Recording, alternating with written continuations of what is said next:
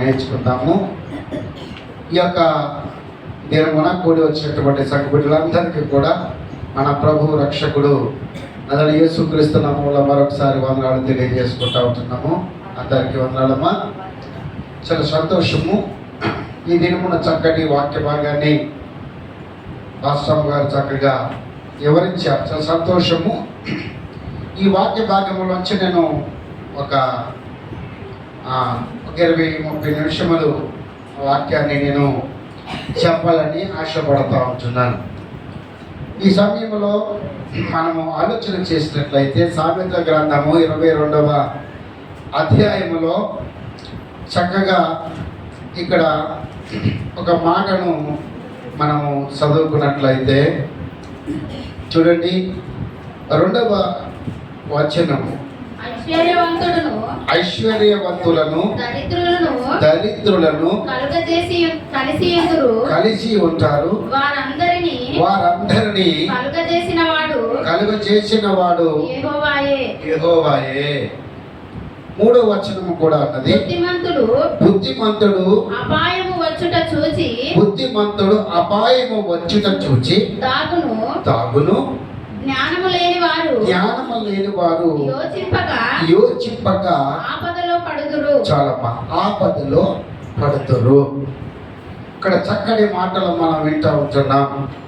మనమందరం కూడా ఈ 2 వచనాలు బట్టి ఈ రోజున దేవుని యొక్క వర్తమానాన్ని విందాం.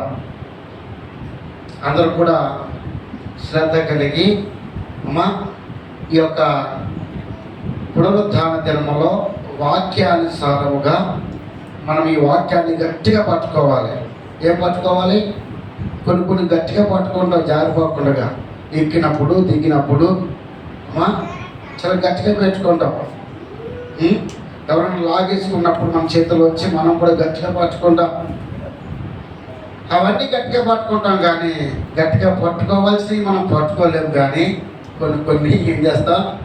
వదిలేస్తూ ఉంటాం. అమ్మా వంటింట్లో జాగ్రత్త అన్నామనుకో, ఖచ్చితంగా మీరు ఏం చేస్తారు? దాన్ని జారపడతారు. సౌండ్లు వస్తూ ఉంటాయి ఈ చిరునవ్వులో.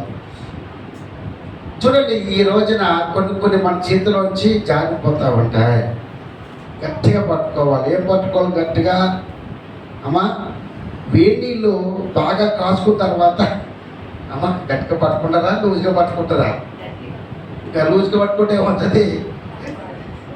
మిగతా బొప్పలు వచ్చేస్తాయి. అలాగా కొన్ని గట్టిగా పట్టుకోవాలి. అలాగే మనం దేవుడి వాక్యాన్ని గట్టిగా పట్టుకోవాలి. అవి విడిచిపెట్టకూడదు. దేవుని వాక్యం అంటే దేవుని యొక్క మాటలు. గమనించండి, దేవుని మాటలు మనం గట్టిగా పట్టుకోవాలి. మనిషిని చూడొద్దు.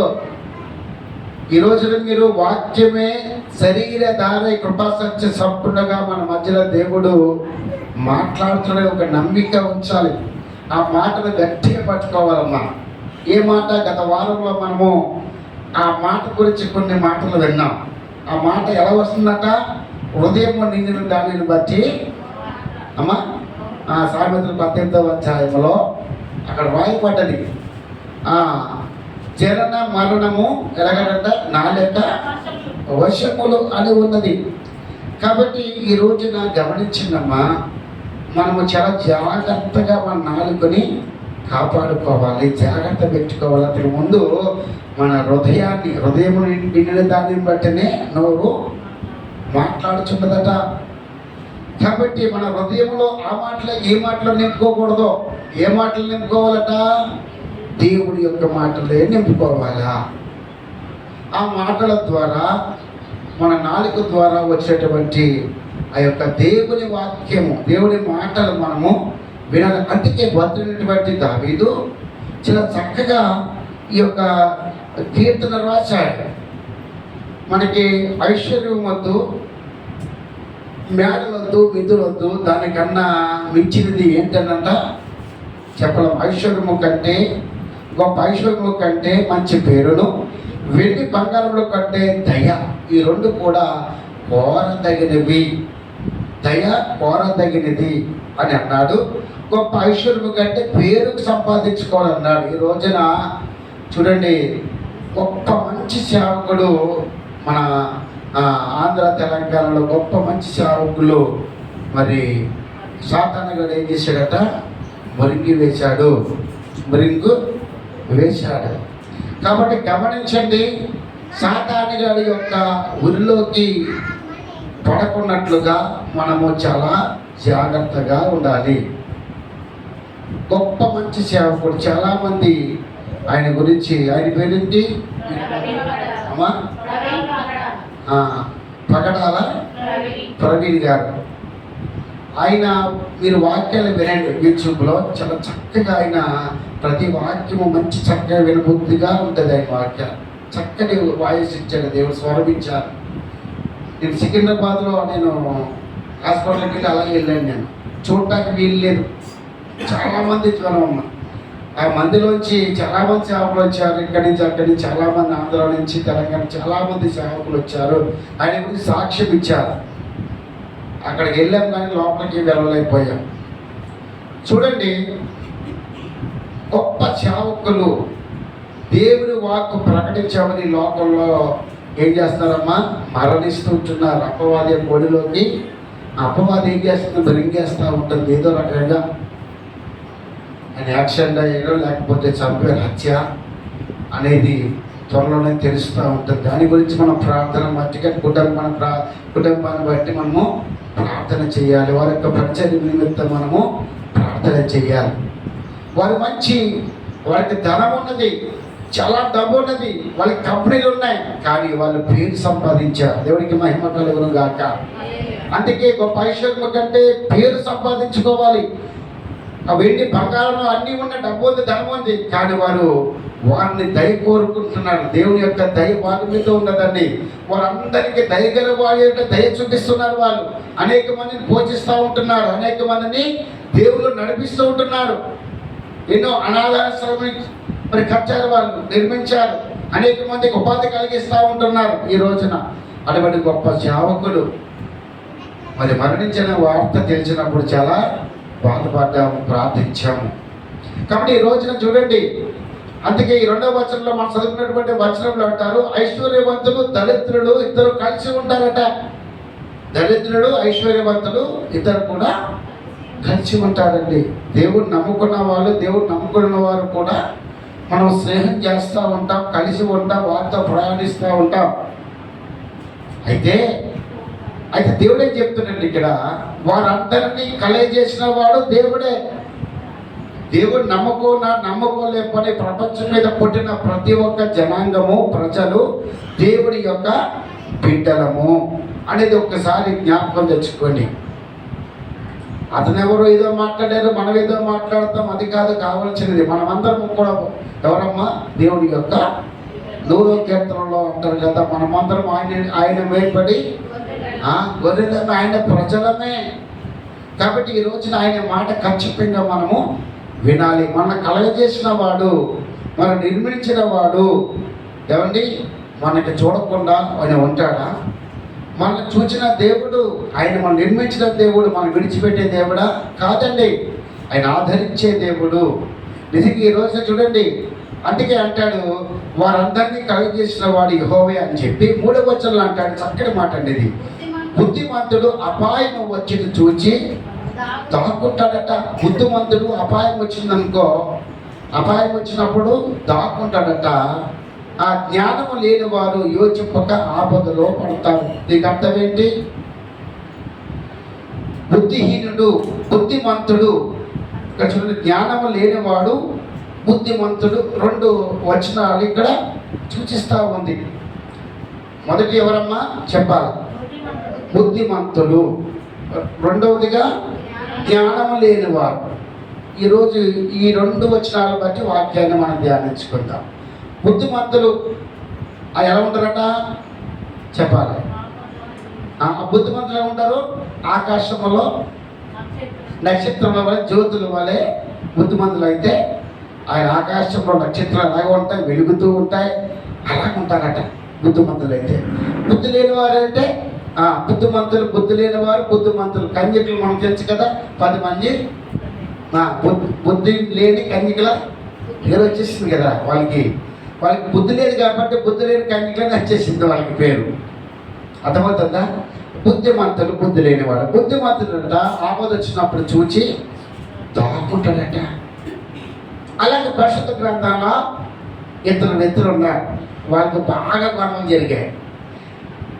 వాళ్ళిద్దరికి కూడా బాగా గొడవ జరిగినప్పుడు కూడా ఒక వ్యక్తి అనుకున్నాడు, నన్ను ఏం చేసినా పర్లేదు, నేను దేవుని యొక్క ప్రతినిధిని, నేను దేవుడి యొక్క బిడ్డను. ఆ బిడ్డ కూడా దేవుడి ప్రతినిధి. అంతే, అందరినీ యెహోవా కలుగజేశాడు కదా.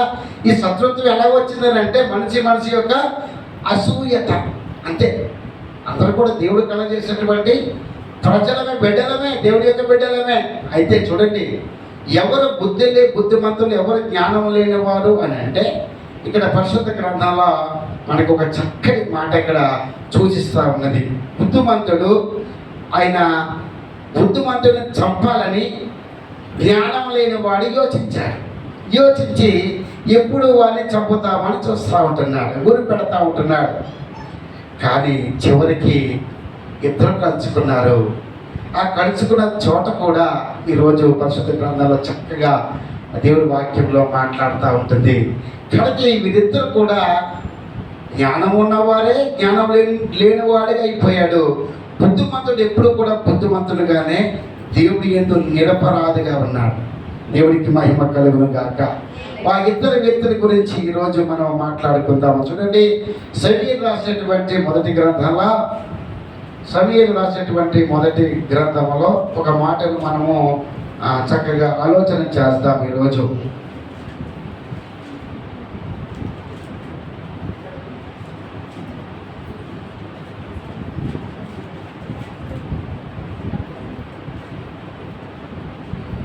సమూయేలు రాసినటువంటి మొదటి గ్రంథము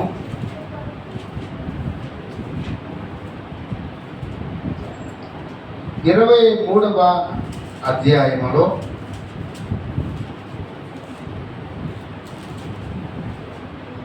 29వ వచనం. తరువాత దావీదు అక్కడి నుండి పోయి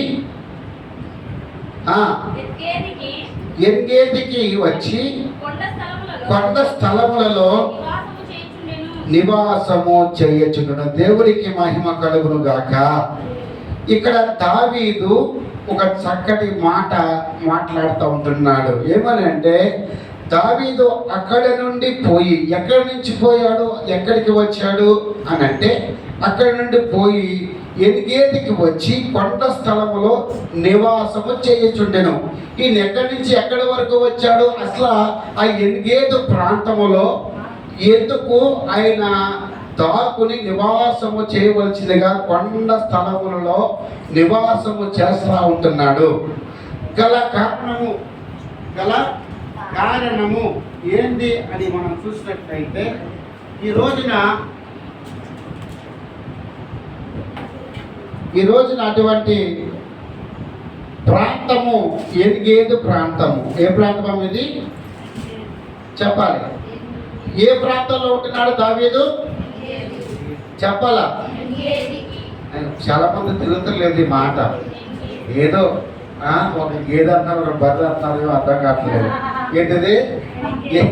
కృష్ణ ఎంతలోకి వచ్చిందా మాట అంటే అంటున్నాడు. ఏది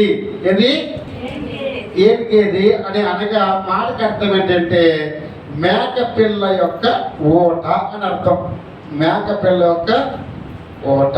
చాలా చక్కగా అమ్మ అలా చూడకండి, వెనక్కి చూడకండి. ఆ బాబు పడిపోవచ్చు కాసేపట్లో, కాబట్టి కింద పడుకు పెట్టండి. చూడండి, ఎన్గేదికి మాటకి అర్థం ఏంటమ్మా చెప్పన్నారా? ఇప్పుడు మర్చిపోయారు మీరు. ఎన్గేదికి మాట అర్థం ఏంటంట? మేకపిల్ల యొక్క ఊట. మేకపిల్ల యొక్క ఇదేంటి మాటకి అర్థం ఎలా వచ్చిందంటే మీరు అనుకోవచ్చు. మేకపిల్ల యొక్క ఊట దగ్గరికి, ఆ స్థలానికి దావీదు వచ్చాడు. ఎందుకు వచ్చాడు దావీదు? ఆ ప్రాంతానికి ఎందుకు వచ్చాడు అనే గల కారణం ఏంది అని మనం చూసినట్లయితే 24వ వచనం ఒకసారి చూద్దామా? కొద్ది వెనక్కి వెళ్దాము. లేచి సౌలు కంటే ముందు జిబూనకు తిరిగి వెళ్ళి దావీదును అతని జనులను యెషిమేనుకును దక్షిణ వైపునున్నటువంటి మైదానంలోని మయోను అరణ్యములో ఉండగా సౌలును అతని జనులు తన్ను వెతుకుటక బయలుదేరిన మాట దావీదు విని. చాలమ్మా, ఇక్కడ నాకు అర్థమైపోయింది. దావీదుని ఎవరు తరుగుతా ఉంటున్నారు అమ్మా? సౌలు ఎందుకు తరుగుతా ఉన్నారో కథ మనకి మరి ఎప్పుడో తెలుసు. ఎందుకంటే దావీదు కొన్ని మంచి పనులు చేశాడు. దావీదు అమ్మా ఆ యొక్క రాజ్యములో ఒక గొలియాతును, బలమైనటువంటి గొలియాతును హతం చేశాడు దావీదు. సౌలుకేమో ఎన్ని మందులు చేయమంటున్నారు? ఎంతమంది చేయమంటున్నారు? సౌలు అమ్మా నేను చెప్పి చూడండి, సౌలుకి ఈ ఎన్ని వేలు చేయమంటున్నారు? 1000 మంది. సౌలుకి, దావీదుకి 10,000 మంది కొద్ది చేయమంటున్నారు. ఆ మాట విన్నప్పుడు సౌలు అసూయపడ్డాడు. ఎందుకనంటే నేను రాజునై ఉన్నాను, అయ్యో మన రాజ్యములో ధైర్యవంతుడు ఉన్నాడు, దేవుడి యొక్క పరిధి ఉన్నాడు, ఆయన ఎవరు చంపేటువంటి అతన్ని ఆయన చంపాడు, ఫిలిస్తీన్ని చంపాడు, దేవుడి కృప మాత్రమే, దేవుడి యొక్క ఆ యుద్ధము యెహోవాదే అన్నట్లుగా దేవుడు ప్రత్యేకమైన దావీదును బట్టి ఆయన చంపగలిగాడు అని ఆయన హృదయంలో అనుకున్నాడు. కానీ ఎప్పుడైతే ప్రజలు జై కొట్టారో అప్పుడు హృదయంలోకి ఏమొచ్చేసిందట? అసూయ వచ్చేసిందట. మీ జీవితంలో జరిగే ఉంటాయి అలాగా. ఒక మంచి పని చేసినప్పుడు అమ్మా, పొగిడినప్పుడు, ఒక చెడ్డపని చేసినప్పుడు, నిన్ను తిట్టినప్పుడు మీ మనసులో నొచ్చుకుని ఉండొచ్చు, లేకపోతే ఆనందపడవచ్చు, అసూయపడవచ్చు. ఇది మానవ యొక్క నైజం. అందుకే హృదయం నిండిన దాన్ని బట్టి నోరు అమ్మా ఏంటంటే నోరు మాట్లాడుతూ ఉంటుంది. కాబట్టి ఈరోజు అటువంటి నోరే ఒక చక్కటి మాట సౌలు గురించి చెబుతూ ఉంటుంది. చూడమ్మా, దేవుడు సౌలు గురించి చెబుతూ ఉంటుంది. సౌలు దావీదు ఎక్కడ దాగున్నాడు, ఎక్కడికి వెళ్తా ఉన్నాడు అంతా కూడా సమాచారాన్ని తెలుసుకుంటున్నాడు సౌలు. కానీ ఇక్కడ ఏ ప్రాంతంకి వచ్చినట్టు వాళ్ళు?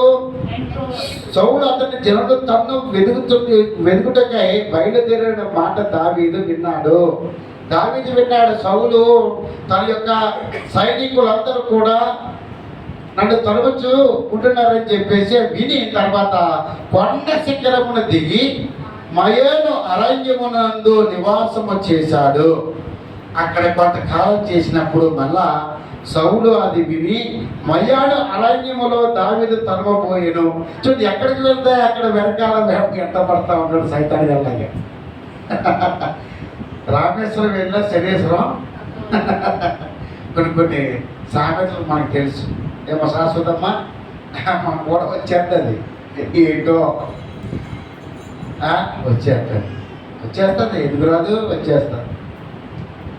కానీ ఈ రోజున ఎవరేమైనా చేసినా, ఎవరేన్ని ప్రయోగాలు చేసినా దేవుని బిడ్డలకి ఆపద దాగి ఉంటుంది యెహోవాకు తెలుసు. దాన్ని తప్పించడం తెలుసు. దాని అపాయం వచ్చినప్పుడు దాగి ఎలాగ ఉండాలో అబ్బబ్బ బుద్ధిమంతుడికి బాగా దేవుడు తప్పిస్తాడమ్మా. నిజంగా నా విషయంలో కూడా ఈ అపాయం వచ్చిన, నిజంగా కుమారుడి విషయంలో అపాయం వచ్చిన దేవుడు సమయంలో చక్కచక్క ఆలోచన ఇచ్చి అమ్మా వీళ్ళందరూ కూడా చక్కచక్క తీసుకువెళ్ళి అంటే ఒక ఆలోచన దేవుడు ఏం చేస్తాడట, ఆపద వచ్చినప్పుడు అది వాళ్ళని దాచుతాడట. తన కౌగిట్లో దాచిన తన బిడ్డలను, తన కన్న బిడ్డల కౌగిట్లో దాచినట్లుగా తల్లి తన బిడ్డలో బిడ్డను దాచినట్లుగా, కోడి తన రెక్కల కింద బిడ్డను దాచినట్లుగా దేవుడు మనల్ని ఆయన దాస్తాడు.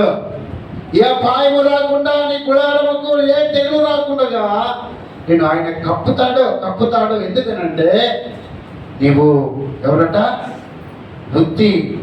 బుద్ధిమంతుడుగా, జ్ఞానవంతుడుగా ఆయనలో నువ్వు ఉన్నావు కాబట్టి. బుద్ధిమంతుడికి ఏ మాటలు వస్తాయి? బుద్ధి లేనుడికి బుద్ధి లేను అంటాం కదా. ఎవరి బుద్ధి ఉందా నీకు? మరి బుద్ధి లేనోడా అంటే తిడతాం మనం.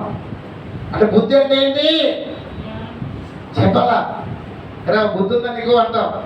ఏమంటాం పిల్లల్ని? ఏమంటాం అంటే తెలివి లేని మూర్ఖుడా, బుద్ధి ఉందా పని చేసావు అంటే తప్పు చేసినాడు ఏమంటారట.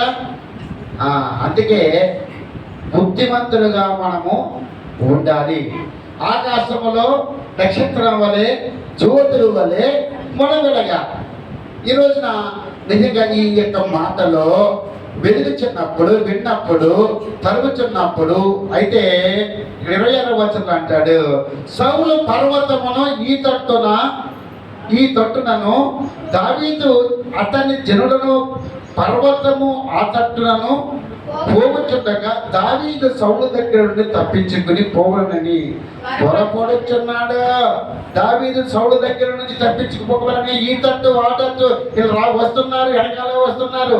ఈ తట్టుకి వెళ్తే ఆ తట్టు కాసేశారు, ఆ తట్టుకి వెళ్తే ఆ తట్టుని కాసేశారు. వాళ్ళు మంది మోకరించేశారు. చుట్టూరు కూడా పర్వతములన్నీ కూడా వాళ్ళ చుట్టూ కూడా ఉండి దావీదును పడటానికి ఏమండి వీళ్ళంతా కూడా చుట్టుముట్టారట. అయితే చుట్టుముట్టినప్పుడు గొప్ప సంగతి అండి ఇక్కడ జరిగినది. చాలా మంచి సంగతి ఇక్కడ చూసినప్పుడు చూద్దామా 20 వచ్చి నీవు త్వరగా రమ్ము, ఫిలిష్తీయులు దండెత్తి వచ్చి దేశంలో చొరబడి ఉన్నారని చెప్పగా సౌలు దావీదును తరుగుట మాని వెనక్కు తిరిగి ఫిలిష్తీయులను ఎదుర్కొనబోయెను. కాబట్టి సెలమాలోతు అని ఆ స్థలమునకు పేరు పెట్టబడను. తర్వాత దావీదు అక్కడ నుంచి పోయి ఎన్గేదికి వచ్చి కొండ స్థలంలో నివాసము చేయించుండెను. ఇక్కడ సెలహామాలో గోతు అనే మాటకు అర్థమేంటమ్మా? భయము విముక్తి. భయము నుండి విముక్తి అని అర్థం. ఈ రోజున మనం ఏ భయాల్లో ఉంటున్నామో, ఏ భయ ప్రాంతంలో ఉంటున్నామో విముక్తి చెందాలి. ఆ రోజున సౌలు దావీదు ఏ విధంగా తరముచుండగా ఆ ఫిలిష్తీయులు ఏ విధంగా మధ్యలోకి వచ్చారో చూసారా? ఆ మధ్యలోకి ఎలాగ వచ్చారో భయము చేత విముక్తి పరచబడటానికి ఈరోజు ఎన్గిదియా ప్రాంతానికి వచ్చాం. భయము నుండి విముక్తి పొందడానికి అంటే మేకపిల్ల యొక్క ఓట దగ్గరికి వచ్చాం. ఓట అనగా నేను ముందు చెప్పాను మీకు. మేకపిల్లకు ఓట అంటే ఏంటి? మేకపిల్లకు ఓట అంటే చెప్పాలి. మేకపిల్లకి ఓట ఎక్కడ ఉంటుందండి? మేకపిల్లకి చెప్పటం ఓట అంటే ఏమీ లేదు. ఒక భూభాగంలో తవ్వేమనుకో ఆ నీళ్లు వచ్చే ప్రాంతంలో ఓట వస్తుంది. ఉపగొచ్చిన నీటి వలె అంటాడు. ఉపగొచ్చిన నీటి వలె ఎప్పుడు ఎంత తగ్గితే అంత. అలాగే మేక తన శరీరంలో ఉన్న చెమటంతా కూడా ఊట కింద తయారు చేసుకుని మన కోసము మేక అయినటువంటి ఆ మేక పిల్ల గొర్రె పిల్లగా మేక పిల్లగా మన దగ్గరికి వచ్చినటువంటి ఆ ఎనిమిది ప్రాంతం, ఆ దేవుడి యొక్క ప్రాంతంలోకి ఆ మేక పిల్ల యొక్క ఊట దగ్గరికి ఎప్పుడైతే వాళ్ళు వచ్చారో, ఊట అంటే తెలుసా? ఎనిమిది ప్రాంతం అంటే పెద్ద పెద్ద పర్వతాలు మధ్యలో ఉన్నటువంటి ప్రాంతం అని. ఆ పర్వతాలలో పైనుంచి వస్తూ ఉంటుంది. ఎలాగా మనం చాలాసార్లు ప్రకృతి ఈ ఎండాకాలంలో చలి ఉన్న కాలంలోకి వెళ్తాం.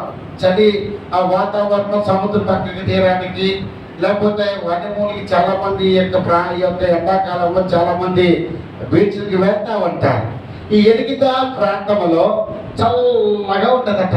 అక్కడ చుట్టూరు పర్వతాలు, చెట్లు, ఆ పైనుంచి వచ్చే కొండ మీద జారిపడినటువంటి నీళ్లు, ఆ పైనుంచి కొండ ప్రాంతం నదిలోకి పారేటువంటి జలపాతము, ఇదంతా కూడా ఊట అంటారట. ఈరోజు అటువంటి ప్రాంతంలోకి వచ్చి నివాసము చేస్తూ ఉంటాడు దావీదు. ఆ ప్రాంతానికి ముందు ఇంకొక ప్రాంతం చెప్పబడ్డది. అదే భయము విముక్తి చేసేటువంటి ప్రాంతము. ఆ భయములోంచి విముక్తి చేసిన తర్వాత వీళ్ళు కొండ ప్రాంతానికి వచ్చారు. అర్థమవుతుందా? మనం కూడా భయములో చాలా భయపడతా ఉంటాం. విముక్తి ఎప్పుడు కలుగుతుందా? ప్రతిదానికి భయపడుతూ ఉంటాం. అమ్మ, భయం అనేది మానవుడు భయపడుతుంటాడు. రోగం వచ్చినప్పుడు భయపడతాం. అమ్మ, ఏదైనా యాక్సిడెంట్ జరిగినప్పుడు భయపడతాము. శరీర రోగం వచ్చినప్పుడు బాధపడతాము. మన పక్కటోళ్ళకి ఏదైనా బాధపడితే, మన బంధువులకి ఏదైనా అవుతే బాధపడుతూ ఉంటాం. అయ్యో అతనికి ఎలా జరిగిందని బాధపడతా ఉంటాం. అటువంటి బాధలోంచి విముక్తి చేయటానికి దేవుడే తన యొక్క ఎరిగేది ప్రాంతంలోకి దేవుడే తీసుకుని వెనకాల తరుముతూ ఆ ప్రాంతంలోకి తీసుకుని వచ్చాడు. ఎందుకంటే నువ్వు భయము చెందకూడదని. అంటే భయము చెందకు భక్తుడా, ఈ మాయాలకు ఛాయలు చూచినప్పుడు. భయము చెందకు భక్తుడా, ఈ మాయాలకు ఛాయలు చూచినప్పుడు. భయము చెందకు నీకు భయముగా ఉండేవాడు.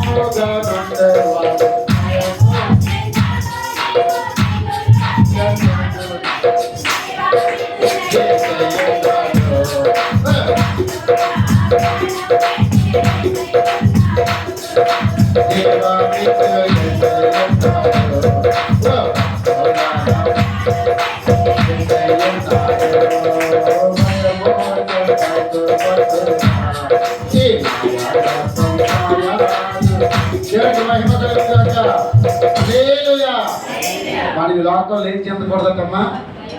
భయము చెందకూడదు. భయము చెందకూడదు అంటే మనం ఎలా ఉండాలా? బుద్ధిమంతులుగా ఉంటే మనకి ఏ భయం ఉండదండి. బుద్ధిమంతులుగా ప్రవర్తిస్తే మనకి భయమే ఉంది. మన బుద్ధిమంతులు మనల్ని ఎవరంటారు? మన భయపడతాకి, అంతే కదా. అలాగే దావీదు ఇక్కడ ఒక స్థలానికి వచ్చాడు. దేవుడికి మహిమ కలుగును కాక. ఇక్కడ 24వ అధ్యాయంలో మొదటి సమూయేలు గ్రంథంలో 24వ అధ్యాయం మొదటి వచనం ఒకసారి చూద్దామా? సౌలు ఫిలిష్తీయులను తరుముట మాని తిరిగి రాగా దావీదు ఎనిగేలి అరణ్యం మంది ఉన్నాడని అతనికి వర్తమానము వచ్చెను. అప్పుడు సౌలు ఇశ్రాయేలులందరిలో నుండి 3000 మందిని ఏర్పరచుకొని వచ్చి కొండ మేకలకు వాసములకు శిలా పర్వతముల మీద దావీదును అతని జనులను వెదుకుటకై బయలుదేరును. ఇక్కడ చాలా జాగ్రత్తగా వినండి. సౌలు ఫిలిష్తీయులను తరమటానికి మానేసి తిరిగి మరలా వచ్చేసాడు. ఎక్కడికి వచ్చాడు? ఎరిగేదేవ ప్రాంతానికి వచ్చేసాడు. దావీదు ఎరిగేదేవ ప్రాంతంలో ఉన్నది మళ్ళీ తెలుసుకుని అక్కడికి వర్తమానం పంపించాడు. అప్పుడు సౌలు ఇశ్రాయేలు వాళ్ళందరిలో నుండి 3000 మందిని ఏర్పరచుకుని వచ్చి కొండ మేకలను వసములకు శిలా పర్వతముల మీద దావీదును అతని జనులను వెతుకుటకే బయలుదేరును. కొండ మేకలకు ఆ యొక్క ప్రాంతం అంతా కూడా వీళ్ళు వెళ్ళాలంటే ముందుగా కొండ మేకలు వెళ్ళాలి. దారి చూపించాలంటే ఆ ప్రాంతానికి వెళ్ళాలంటే అంత దట్టమైనటువంటి ప్రాంతం అమ్మ. కాబట్టి మనం ముందు కొండ మేకలు వెళ్ళంపజేసి ఆ తర్వాత దారిలో మనము వెళ్ళవచ్చు. ఆ పర్వతాల మధ్యలో, ఆ కొండలు గృహల మధ్యలో ఆ దావీదు సౌలు ఫిలిష్తీయులను విడిచిపెట్టి దావీదు ఉన్న ప్రాంతంలోకి వచ్చి ఆ దావీదు ఎక్కడో కొనుక్కుని అక్కడికి వెళ్ళినప్పుడు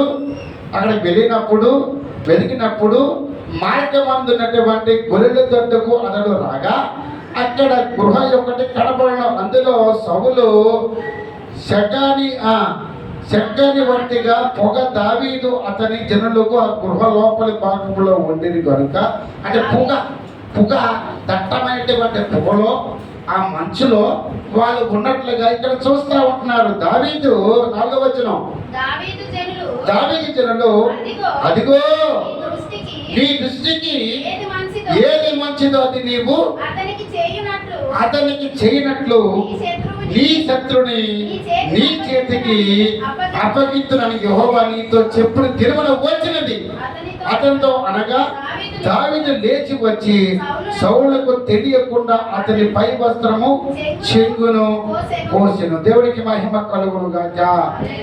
చూడు, ఎవరిని వెతుకుతా వెళ్ళాడు? ఇంతకనే సౌలేమో దావీదుని వెతుకుతాకి వెళ్ళాడు. అయితే దావీదే ఏంటంట సౌలు దగ్గరికి వచ్చేసాడు. వచ్చేసి దేవుడు చెప్పిన రీతిగా ఇగో శత్రువుని నీ చేతికి అప్పగించాడు. దేవుడే అప్పగించాడు. శత్రువు అయితే నేను చంపజాలని చూస్తా ఉన్నాడు, కానీ అది గర్జించే సింహం వలె ఉంటుంది, కానీ శత్రువునే నీకు అప్పచెప్పాడు దేవుడు. ఎవరైతే చంపాలి అన్నటువంటి వ్యక్తి ద్వారా, ఆ చంపించబడిన వ్యక్తి ద్వారా ఎవరైతే చంపాలి అనుకున్నాడో శత్రువుని చేతికి దేవుడు అప్పచెప్పినప్పుడు ఎవరైనా ఊరుకుంటారా? నేను ఎవరైనా చంపుతా ఉంటాడు, నేను ఎవరైనా హత్య చేయాలనుకుంటాడు. అది చేసినప్పుడు దేవుడే ఆ హత్య చేయాల్సిన వాడి దగ్గరికి వెళ్ళి ఇంకా నువ్వే వాడికి అప్పచెప్పాను, నేను చంపాలని చూస్తూ ఉంటున్నాడు, కానీ అతనునే నీకు అప్పచెప్తే నువ్వేమంటావు? నన్ను చంపడానికి చూస్తావా అని చెప్పి నువ్వు విడిచిపెట్టవు కదా. నువ్వేం చేస్తావు? ఎదురు దాడి చేస్తావు. కానీ బుద్ధిమంతులైతే ఏం చేస్తారట? వదిలేస్తారండి. ఈ రోజున పగడాలు వారి కుటుంబం కూడా అదే చేశారు తెలుసా. వారికి అన్నీ తెలిసినా వారు ఏం చేశారు? విడిచిపెట్టేశారు తెలుసా. ఈ దావీదు ఎలాగా సౌలుని ఏ కట్టది? ఆ కట్టు మామూలు కట్టదు కాదు. ఆ కట్టు ఏ కట్టింది తెలుసా? గులియాతు చంపిన కట్కం అది.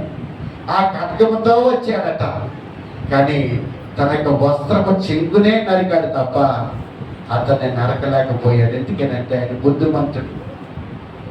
జ్ఞానము లేని వాడిలాగా మనం ప్రవర్తించకూడదు. ఎందుకంటే సౌలు అభిషేకించబడ్డాడు. అభిషేకించబడిన వాడిని ఎవరు కూడా ముట్టకూడదు. ఈ రోజున ఏ సేవకుడైనా ఎవరైనా సరే దేవుడు అభిషేకించిన వారిని ముట్టకూడదు, అనకూడదు. అమ్మా, దేవుడికి ప్రతినిధిగా నిలబడేటువంటి వారిని ఏమీ అనవద్దు. మన నాలుగును అదుపులో పెట్టుకోవాలా. ఈ రోజున మీడియాలో చాలామంది అనేక రకాలుగా పలుకుతూ ఉంటారు, అది వాళ్ళకే వదిలేస్తున్నాం. కానీ ఈరోజు ఆలోచన చేయండి అమ్మా.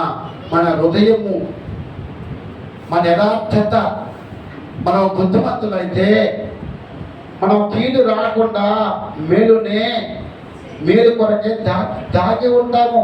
దేవుడు దాచి పెడతాడు. ఈ రోజున అదేనమ్మా, అదే చెప్తా ఉంటున్నాడు దేవుడు. ఆయన శత్రువుని సంపలేదు, దావీదు విడిచిపెట్టాడు. దావీదు ఎటువంటి వాడండి? సింహపు గుండె కలిగినటువంటి వాడు. ఎన్ని యుద్ధాలు చేశాడు, ఎంతమందిని హతం చేశాడు. దావీదుకి దేవుడు తోడయ్యుండి అనేక యుద్ధాల్లో కనపరిచాడు. దేవుడి నామాన్ని కనపరిచాడు దావీదు చేతుల మీదుగా దేవత యొక్క ఆ చక్కగా అనేక యుద్ధాలలో గెలిచినప్పుడు దేవుడు ఎంతో ఆయన ఎందు ఆనందించాడట. అందుకే ఆ దావీదు కొడుకు అబ్షలోము దావీదును చంపాలని కూడా అనుకున్నప్పుడు కూడా అమ్మా కుమారుడు తండ్రిని చంపాలని చూచాడు. రాజు సౌలు దావీదును చంపాలని చూచాడు. అయినా కూడా వారి వల్ల అయిందమ్మా. ఎందుకంటే దావీదును కూడా దేవుడు సమూయేలు చేత అభిషేకించబడినవాడు. సౌలు కూడా సమూయేలు చేత దేవుడి చేత అభిషేకించబడినవాడు. అందుకే అభిషేకించేవాడిని చంపితే చాలా పాపం అండి. చాలా వాళ్ళు ఆ ఇంటర్నెట్లో కూడా వాళ్ళు అమ్మా ఆ పాపం కట్టుకుంటారు. వాళ్ళు ఈ రోజున చాలామంది అనుకుంటున్నారు, చాలామందిని చంపేస్తున్నాము, దేవుడికి ప్రతినిధులుగా ఉన్న వారిని చాలామంది తెలియకుండా చేస్తూ ఉంటున్నారు. కానీ మనమైతే ఎలా ఉండాలమ్మా? బుద్ధిమంతులుగా, జ్ఞానవంతులుగా ఉండాలని దేవుడు చెబుతూ ఉంటున్నాడు. మనం సరిదిద్దుకోవాలి. ఎందుకంటే ఆ ప్రాంతాల్లో మనము ఈ ప్రాంతంలో దావీదు ఒక చక్కటి గీతం కూడా రాయని తెలుసా మీకు? ఈ ప్రాంతంలోనే ఆయన సంభాషణ అంతా జరిగిన తర్వాత 23వ కీర్తనలో ఆ మాట ఒకసారి చూద్దామమ్మా. 23వ కీర్తనలో మొదటి వచనంలో అక్కడ ఇదంతా ఈ ప్రాంతంలో జరిగిన ఈ యథార్థ కథ జరిగిన తర్వాత, సంఘటన జరిగిన తర్వాత ఒక చక్కటి మాట రాశాడు అక్కడ. చూడమ్మా అధ్యాయం. యెహోవా నా కాపరి, నాకు లేమి కలగదు, పచ్చిగల చోట్లలో ఆయనను పరులు చేయించున్నాడు, శాంతికరమైన జన్మల యొద్ద నన్ను ఆయన నడిపించుచున్నాడు, నా ప్రాణమునకు ఆయన చేరదీర్చుచున్నాడు, నా నామమును బట్టి నీతి మార్గములలో నన్ను నడిపించుచున్నాడు, గాఢాంధకార లోయలో నన్ను సంచరించినను ఏ అపాయము నా యొద్దకు రానియడు, భయపడను. అబ్బబ్బ నీవు నాకు తోడై ఉంటావు, నీ దుర్గరణ నీ దండము నన్ను ఆదరిస్తుంది, నా శత్రువు ఎదుట నీవు నాకు భోజనము సిద్ధపరిచినవు, నూనెతో నాకు తల ఎత్తుచున్నావు, నా గిన్నె నిండా పొర్లుచున్నది, నేను పొరుగుదేములన్నీ కూడా కృపయు క్షేమములు నాకు వెంట వచ్చి ఉన్నాయి, చిరకాలం నేను యెహోవా మందిరంలో నివాసము. అబ్బబ్బ ఎనిగేది ప్రాంతంలో నివాసం చేస్తూ నేను దేవుడి యొక్క మందిరంలో చిరకాలం నివాసం చేస్తాను. ఎందుకంటే ఆ ప్రాంతంలో నువ్వు నన్ను కాపాడావు, నువ్వు నాకు కాపరిగా ఉన్నావు, నన్ను ఈ యొక్క శాంతికరమైన జనం యొక్క పచ్చిగల చోట్ల నన్ను చక్కగా ఇక్కడ పరుడు చేశావు. ఈ పర్వతాల మధ్య చాలా మంది ప్రవర్తలో ఈ కీర్తన అంతా కూడా అక్కడే రాశారని వాళ్ళు చెప్తా ఉంటున్నారు. కాబట్టి ఎనిగిది ఆ ప్రాంతము మరొక చోట ఎక్కడుందంటే పరమ కీర్తములు చూద్దామా. పరమ కీర్తములు చూద్దామా. పరమ కీర్తములలో ఈ మాటను ఒకసారి చూద్దాం. మొదటి అధ్యాయము 14వ వచనం ఒకసారి చూద్దామమ్మా. నాకు నా ప్రియుడు అబ్బాబ్బా ఏమాటమ్మా, ఎనిగేది ద్రాక్షావనములోని కర్పూరపు పూగుత్తులతో సమానముడు అంటున్నాడు. అంటే ఇక్కడ ఒక స్త్రీ ప్రియుడికి సంభాషణతో చెప్తా ఉంటుంది. నాకు నా ప్రియుడు ఎలా ఉండట, ఎనిగేదియా ద్రాక్షావనములోని కర్పూరపు పూగుత్తులలో సమానము. ఆ ఎనిగేది ప్రాంతంలో ఆ ద్రాక్షావనములో కర్పూరపు చెట్లు పూగుత్తులుగా పూస్తూ ఉంటాయట. అక్కడ పచ్చగల చోట్ల శాంతికరమైనటువంటి జలములు అక్కడ ఉంటాయట. ఆ ప్రాంతంలో నివాసం చేశాడు దావీదు. ఆ ప్రాంతాన్ని చాలా రోజులు విడిచిపెట్టలేదట దావీదు. తెలుసా నీకు? అక్కడ దేవుడు గొప్ప కార్యం చేశాడు, శత్రువుని మిత్రుడుగా చేశాడు. దేవుడికి మహిమ కలుగును గాక. అప్పుడు సౌలు అనుకున్నాడట, నేను ఆయన చేతిలో చిక్కి ఉన్నాను కానీ నన్ను మాత్రం ఆయన చంపలేదు, ఎందుకో విడిచిపెట్టాడు. అప్పుడు దావీదు అన్నాడట, నీవు అభిషేకించిన వాడవు కాబట్టి నేను నిన్ను నేనే కాదు, దేవుడి యొక్క ప్రతినిధి ఎవరు కూడా దేవుడే నిన్ను ఏం చేయాలన్నా దేవుడి కార్యాలు విడిచిపెట్ట దేవుడిని పూజించి దేవుడిని ప్రార్థించి తర్వాత విడిచిపెట్టేసేసాను కొంతకాలం, నాకు ఈ దేవుడు వద్దని. అప్పుడు దేవుడు చూసుకుంటాడు. అప్పుడు సాతాను గాడు ప్రవేశించినప్పుడు ఆ సాతాను గారి మనిషిని ఏం చేస్తాడట, మన పడకల్లోకి తీసుకెళ్ళిపోతా ఉంటాడట. దేవుడి విడిచిపెడితే, దేవుడి చేతుల్లో మనం లేకపోతే, దేవుడి వనములో మనం లేకపోతే మనకి భయము విముక్తి ఉండదు. భయము లేకుండా పాపం చేసేస్తూ ఉంటారట దేవుడి వనములో లేకపోతే, దేవుడి దృష్టిలో లేకపోతే. కానీ దావీదు మాత్రం దేవుడి వనంలోకి వచ్చాడు. అందుకే నా శత్రువు ఏంటో నాకు భోజనము సిద్ధపాటు చేసేవయ్యా. అది ఇసరా శత్రువు ఎదుట ఏం చేశాడట దావీదు? శత్రువు ఎదుట ఏం చేశాడట, తన చెంగుని మాత్రమే కత్తితోటి చీల్చాడు తప్ప తన ప్రాణానికి ప్రాణహాని ఏది కూడా చేయలేదట. అందుకే ఎనిగేది ప్రాంతం అని అంటే మేక పిల్లల యొక్క ఊట అని అర్థం. ఎందుకంటే మేకపిల్లలు, గొర్రెలు అక్కడ నివసించే స్థలము, పచ్చిక బయలున్న స్థలము, చక్కని చల్లని ప్రదేశము, భయము లేని ప్రదేశము, విముక్తి చేసే ప్రదేశము. అక్కడ మనసు చాలా ఆనందకరంగా అయిపోద్దట. అందుకే నీవేనమ్మో నాకు కాపరిగా ఉన్నావు, నాకు కొరత ఏమీ లేదు. నువ్వు నాకు ఈ ప్రాంతంలో ఉంటే నాకు తింటాకి కొరత ఏమీ లేదు, నాకు కొదువేమీ లేదు అన్నాడు. అందుకే దావీదు, నువ్వు నాకు యెహోవా నా కాపరి, నాకు లేవి కొరత లేదు. లేవి అంటే కొరత, లేవి అంటే ఏమి లేదంటే కాదు, లేవి అనగా కొరత. నీవు నాకుంటే నాకు ఏ కొరత లేదయ్యా అని అర్థం మన ఈ ప్రాంతంలో. కాబట్టి ఈరోజు ఈ ప్రాంతంలో మరొక ఈ ప్రాంతంలో ఈ వచనాన్ని, ఈ కీర్తన రచించినట్లుగా చాలా మంది చెబుతూ ఉంటారు. దేవుడికి మహిమ కలుగును గాక. అలాగే ప్రియురాలతో కూడా ఎనిగేదు మరి ఈ యొక్క ప్రాంతము సూచిస్తూ ఉన్నది. మరొక ప్రాంతాన్ని చూద్దాము, త్వరగా సమయం అయిపోతా ఉన్నది. ఆఖరిగా 2వ దినవృత్తాంతములు గ్రంథంలో ఆ వాటిని చూద్దాము. 2వ దినవృత్తాంతాల గ్రంథములో 20వ వచనము, 20వ వచనము చూద్దామా? 20వ వచనములో చూద్దాము. 2వ వచనము మొదటి వచనం కానీ చూద్దాం. ఇది యాయీన తరువాత మోయాబీయులను, అమ్మోనీయులను, మోయాబీయులలో కొందరు దండెత్తి యెహోషాపాతు మీదకి వచ్చిరి.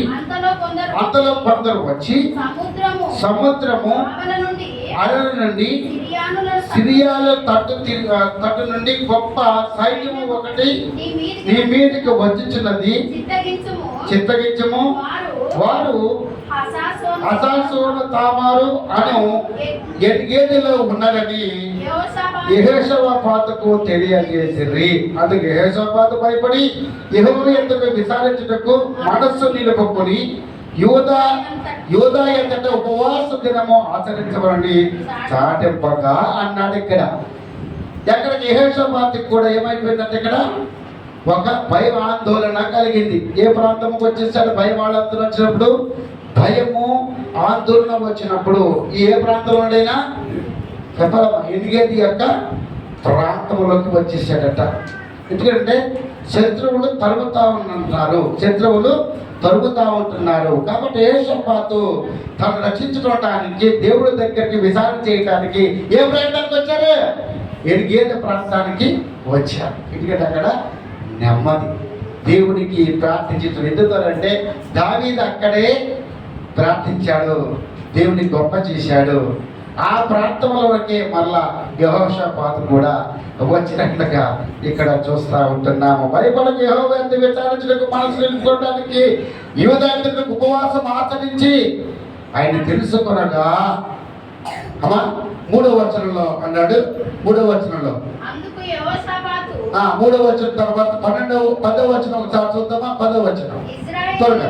ఇశ్రాయేలులు ఐగుప్తు నుండి వచ్చినప్పుడు నీవు వారిని అమ్మోనీయులతోనూ, మోయాబీయులతోనూ, షెయ్యరు మన్యవాసులతోనూ యుద్ధము చెయ్యనీయలేదు కనుక ఇశ్రాయేలు వారిని నిర్మూలన చెయ్యక వారి యొద్ద నుండి తొలగిపోయిరి.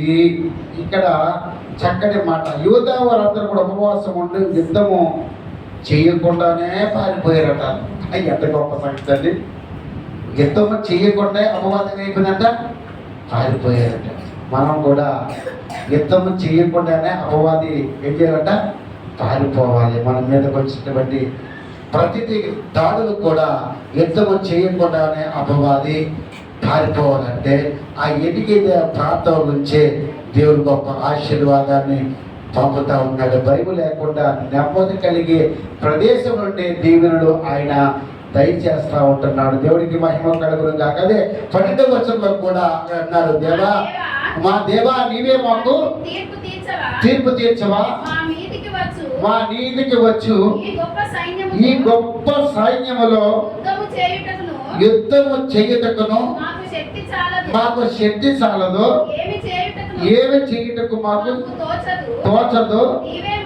నీవే మాకు దిక్కని అతనికి ప్రార్థన చేశారట. అబ్బా, ఈ ప్రాంతం నుంచి మాకు ఏం చేయాలో అర్థం కావట్లేదు అని దేవుడికి వాళ్ళు ఏం చేశారట, ఆ ప్రాంతంలో ఏం చేశారంటే ప్రార్థన మట్టుకు చేశారట. మనం కూడా మన మందిరంలోంచి మనం ఎరిగేదే ప్రాంతం అంటే ఎక్కడ?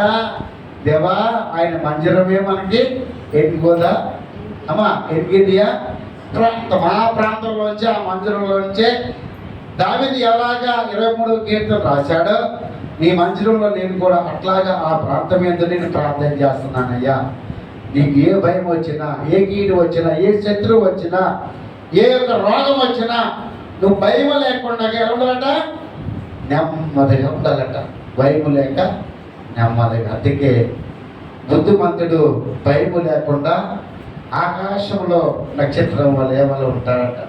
కాబట్టి ఈ రోజున చూడండి, ఈ 19వ వచనంలో కూడా ఇక్కడ ప్రార్థన చేశారు, తర్వాత గొప్ప కార్యం జరిగింది. 19వ వచనంలో చూసేద్దాం ఆఖరిగా. చూడండి అదే దినవృత్తాంతముల గ్రంథంలో 19వ వచనం.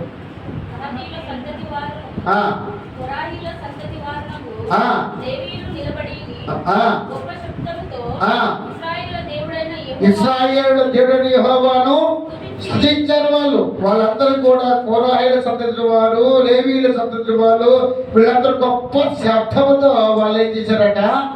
దేవుని స్తుతించారు, ప్రార్థించారు, స్తుతించారు. కాబట్టి ప్రార్థించాలి, స్తుతించాలి. దేవుడి మందిరకు వచ్చిన నీవు నేను మనమందరము కూడా ఏం చేయాలంటే, అది అందరూ తెలుసు.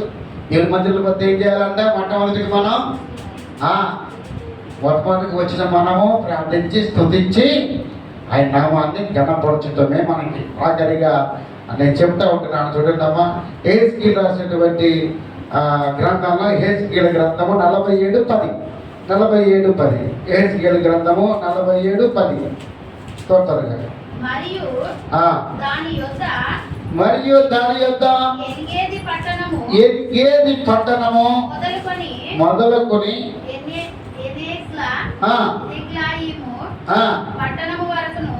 ఇక్కడ చూడమ్మా, 8వ వచనం కాదు చదువుతా. 8వ వచనం కానించి అప్పుడు ఆయన నాతో ఇట్లా అన్నాడు, ఈ నీళ్లు ఉబికి తీర్పుగానున్న ప్రదేశమునకు పారి అరాబాలోనికి దిగి సముద్రములో పడును. అప్పుడు సముద్రపు నీళ్లు మంచి నీళ్లు అగును, ఒడిగా పారు.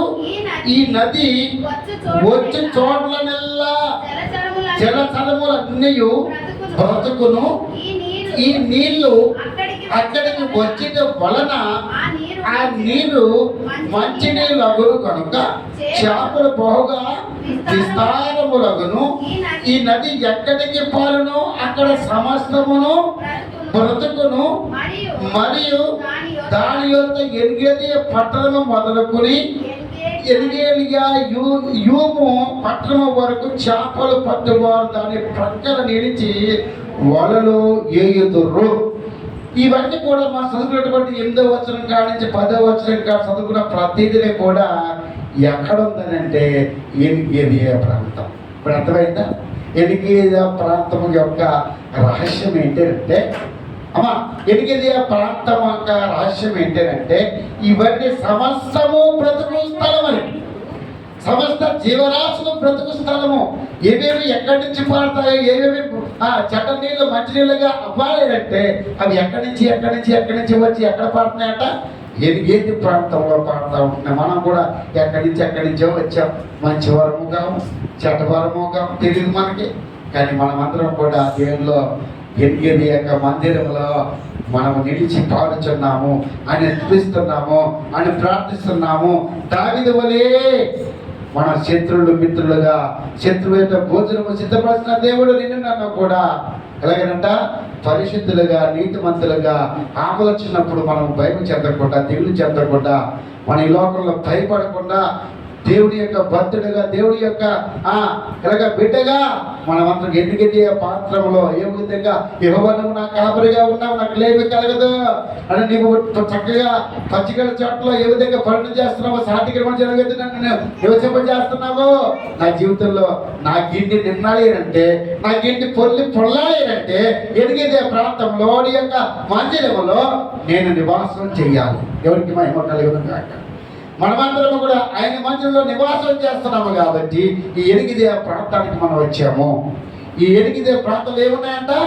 చేపలు బతకటానికి, మనుషులు బతకటానికి, సమస్త జీవరాశులు బతకటానికి ఎక్కడి నుంచి ఈ స్థలం అందే మనము స్తుతించాలి, దేవుణ్ణి ప్రార్థించాలి, వేడుకోవాలి. ఆ రోజున యెహోషాపాతు ఏ విధంగా ఆయన ప్రార్థన చేసినప్పుడు యుద్ధం చేయకుండానే పారిపోయారు శత్రువులు.